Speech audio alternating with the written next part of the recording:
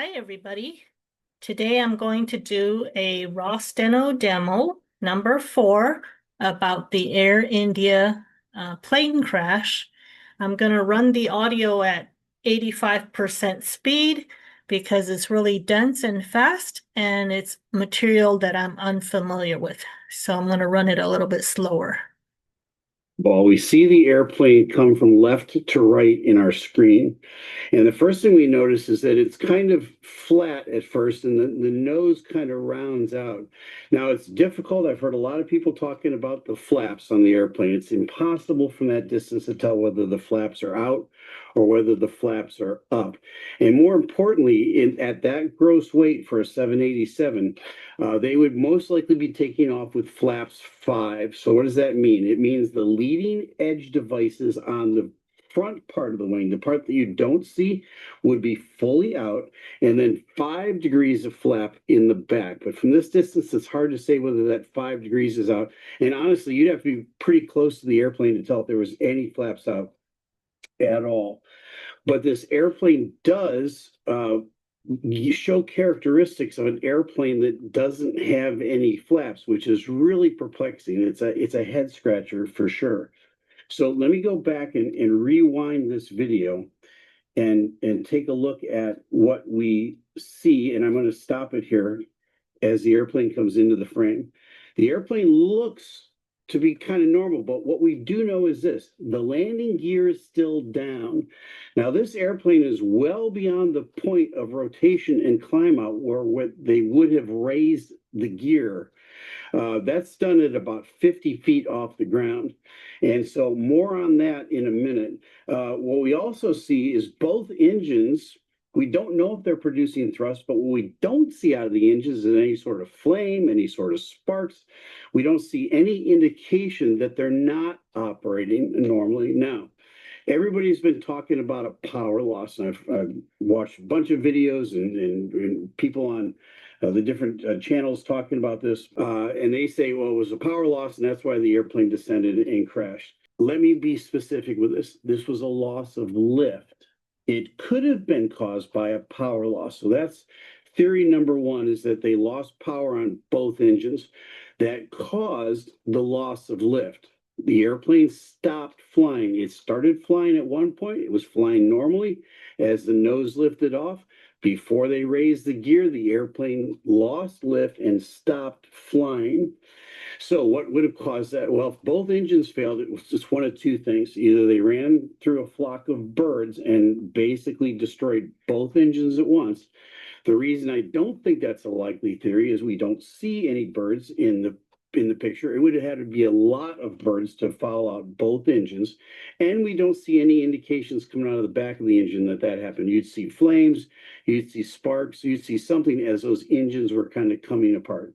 It's smoke at a minimum, so you don't see any of that stuff. It looks as though the engines are intact and they're running.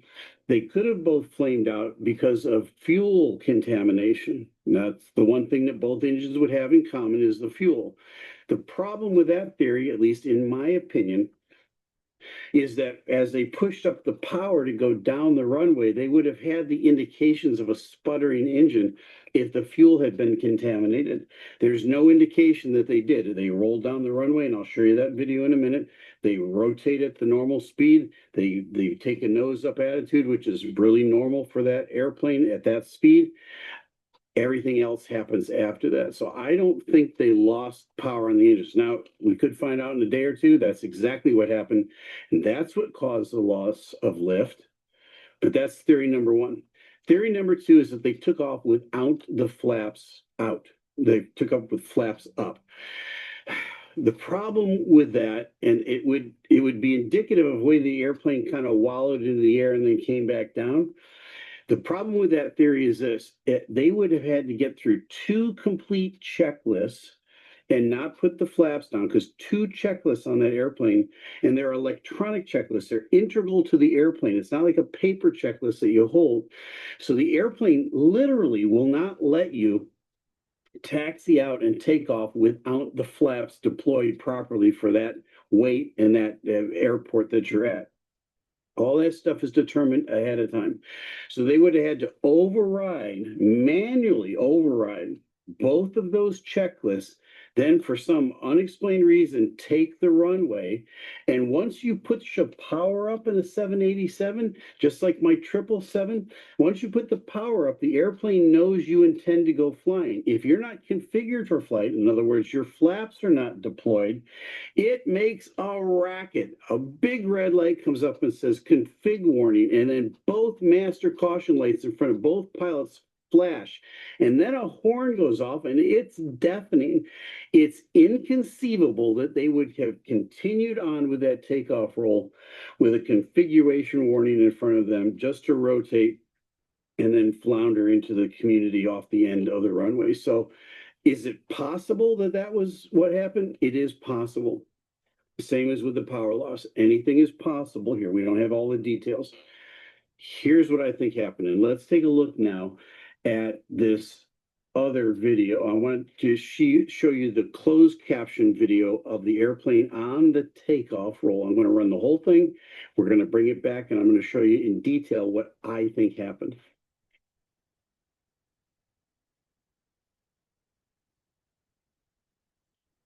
All right, right here, beyond that little shack that's in between us and the airplane, we see the airplane begin to lift up off of the runway. Everything up to this point looks completely normal. There's no fire or sparks or anything coming out of the engines. We can't tell from this distance whether those leading edge slats, those flaps in the front, are out or not. And we really can't tell whether those 5-degree flaps in the back are out. Let's assume for a minute they are, because why?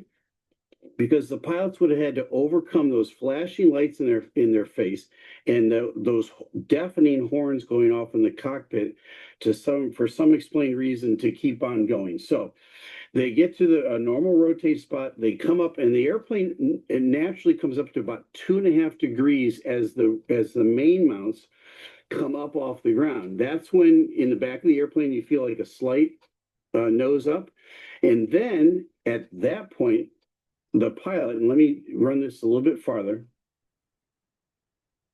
See that 2.5 degrees right there? That's 2.5 degrees. They're off the ground. Right at this point, the pilot not flying, let's call him the co-pilot for a minute. The co-pilot is going to say to the pilot flying, positive rate. That means that the main mounts are off the ground and the airplane is climbing normally. Once the co-pilot says positive rate, the pilot then at the controls says gear up. At that point, the other pilot reaches up, raises the landing gear, and gets those great big drag devices now called the landing gear up into the airplane to make the airplane more aerodynamic, make it more slick. The flaps are still out. The airplane then rotates up to about 10 to 12.5 degrees up. And that's when in the back you feel it's like, wow, are we a rocket ship? We're going straight up. The airplane has plenty of lift over the wings, has plenty of thrust going on. And now those big landing gear, the drag devices now have been brought up into the airplane. And man, it takes off like a rocket. That part never happens. Right here, as we're looking at this airplane, the gear should be coming up into the airplane. It never does. Let me play it a little bit longer, and then I'm going to tell you why I think it didn't. Right there is the point where the pilot flying would normally bring the airplane up to about 12 degrees nose up. The gear should be almost completely up into the airplane at this point. It hasn't budged an inch. You're going to see on a 787 the ends of the wings start to bend a little bit.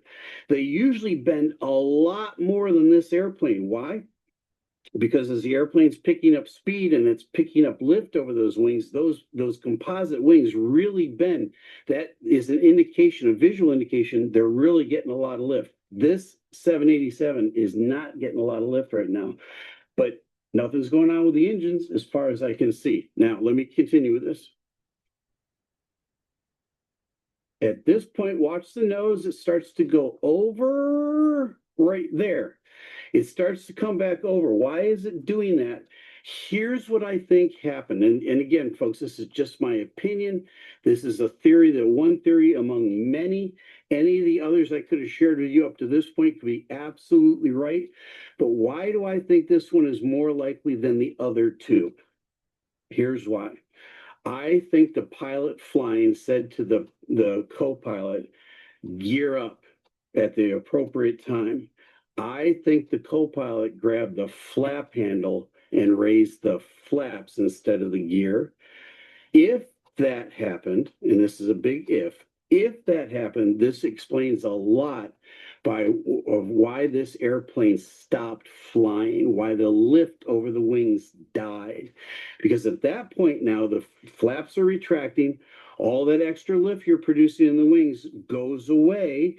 You're already slow, you already got the power pushed up all the way. This airplane's as heavy as it's ever going to be in this flight. And you still got those great big landing gear out there producing all sorts of drag. This is a bad combination at this point. You see the nose now start to come over. Now, why would the nose come over? Because the airplane is trying to create as much lift as it can over those wings. And if the flaps are coming up, it's going to nose over to get even more airflow over those wings. That's going to be a very, very uncomfortable feeling for the pilot at the controls. Why? Because he's losing airspeed and he's going to begin to lose altitude now. Remember, he thinks the gear has come up. He might not know that the flaps came up. He just sees a motion over next to him, and he's looking outside going, wait, what's going on? It's all very confusing, and it all happens in a split second. Let's watch. The airplane starts to settle in. It starts to now descend. You see the pilot start to pull the nose up a little bit more, okay? As he's getting closer to the ground, he's probably got the power pushed up all he can. And now I think he's going to get into a power on stall. Not enough lift is being produced by those wings. All that drag is being produced by the landing gear that's still out there.